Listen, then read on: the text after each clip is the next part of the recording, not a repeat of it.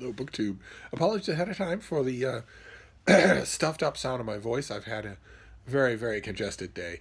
But today is a big day for endings here on this channel. Doesn't that sound somber? A whole bunch of read alongs and events that we've been doing for the month of September are ending. Uh, Dune or ShakeTube 2019 came to an end this weekend. Read along of the First Chronicles of Thomas Covenant the Unbeliever. That also came to an end. And likewise, DuneTube 2019. DuneTube 2019 is an event that I'm doing with a few other booktubers where we read one of Frank Herbert's Dune books each month until the end of the year. Of course, starting, of course, with his great novel Dune, one of the greatest science fiction novels of all time, and then going to its despised cousin, Dune Messiah. And now we're finishing up, this month, we're finishing up Children of Dune. We've been reading it all month long, and I stepped out of the normal frame of these read-alongs in these last 2 weeks by just saying, go ahead and finish the book. It's a sort of a catapulty ending, and then we can just talk about the end of the book in general terms for 2 weeks. And that's what we're doing today. We're wrapping up today with the story of Leto Atreides, who is one of the twin children of Paul Atreides, the hero of Dune. Leto and his sister Ganima are pre-born. They are, in Frank Herbert's science fiction world, your genes, your genetic material is kind of camcorder and dictaphone of everything that has ever happened to you. And all of it is passed along. All of it is in your genetic heritage. That isn't it. This is a science fiction conception in these books every bit as much as the sandworms or the spice melange, because that's not how genetics work. Your day-to-day acquired activities, stubbing your toe, buying a lottery ticket, talking with a friend, doesn't enter into your genetic payload for descendants.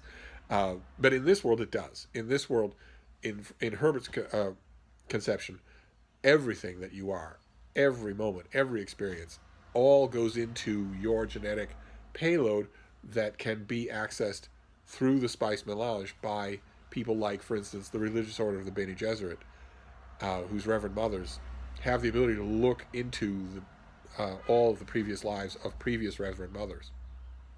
And as we saw, very first thing in Dune, the Bene Gesserit have for years and years been trying to manipulate the genetic lines of various noble houses in this Imperium in order to produce the Kwisatz Haderach, a man with the ability to do that same thing, a man with the ability to look back and have access to all of his genetic information. And Paul Atreides is that Kwisatz Haderach, and that is one of the key dramatic high points of the novel Dune, that allows him to take over the Empire. And in Dune Messiah, it's years later, and he is unhappy. He's bitter about that, and one act of resistance to his reign after another eventually causes him to just wander out into the desert, seemingly blind, seemingly to die.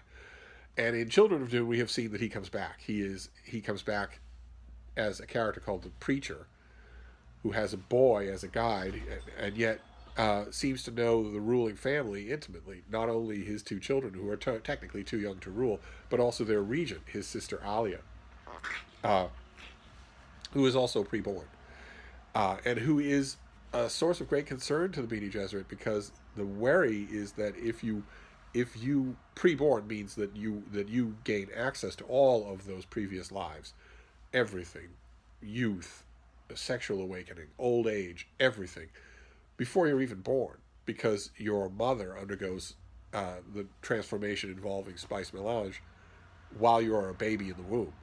And the worry that the Bene Gesserit have always had about such people is that they will be what is called an abomination.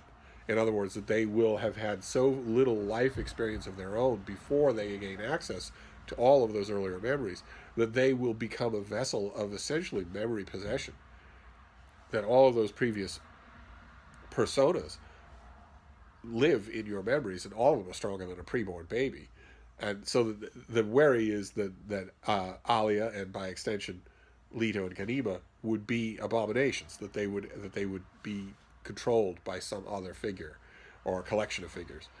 Leto and Ganima are worried about this too. They're worried about it to the extent that they're worried about undergoing the spice ritual that typically triggers this, because they're concerned that it will line them up against forces inside them that they can't control. And that is the central plot of this book, is Leto dealing with that. He is kidnapped. He is forced to undergo not only that spice ritual, but 100 times that spice ritual, so that every cell of his body is saturated with spice. And it's only through a combination of Bene Gesserit training and also a unique. He and Ganima are unique in that they have lived with these vast hordes of ancestors, while also watching Alia, who they know right away has succumbed to Abomination. It's only through virtue of those combination of effects that Leto is able to stay alive and to stay sane and to stay himself during this whole ordeal that his kidnappers put him through. And eventually, at the end of the book, he takes one step further. His exposure to all of this spice oversaturation has made him crucially aware of long range prescient forecasts of the type that his own father saw, and he senses mankind's future in those visions, and it's dire.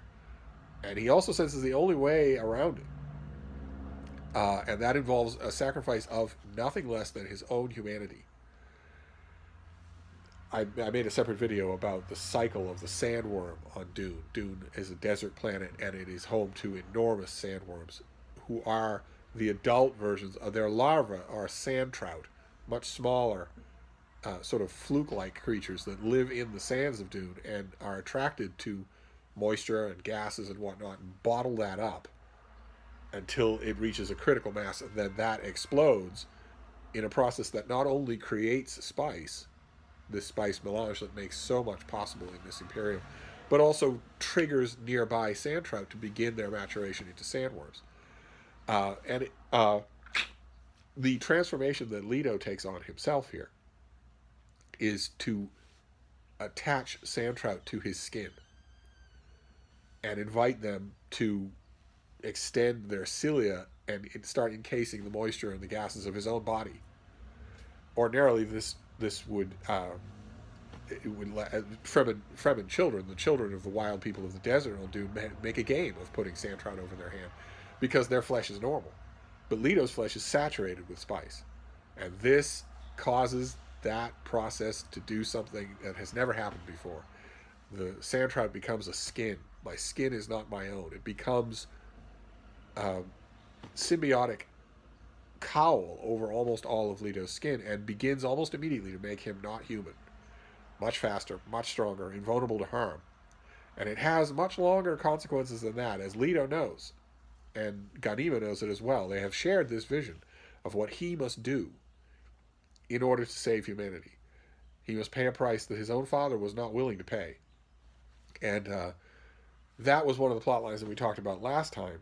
Another plot line that ends this book is its only disappointment for me, and I'll be curious to know what you made of it as well, which is, what do you do with Alia?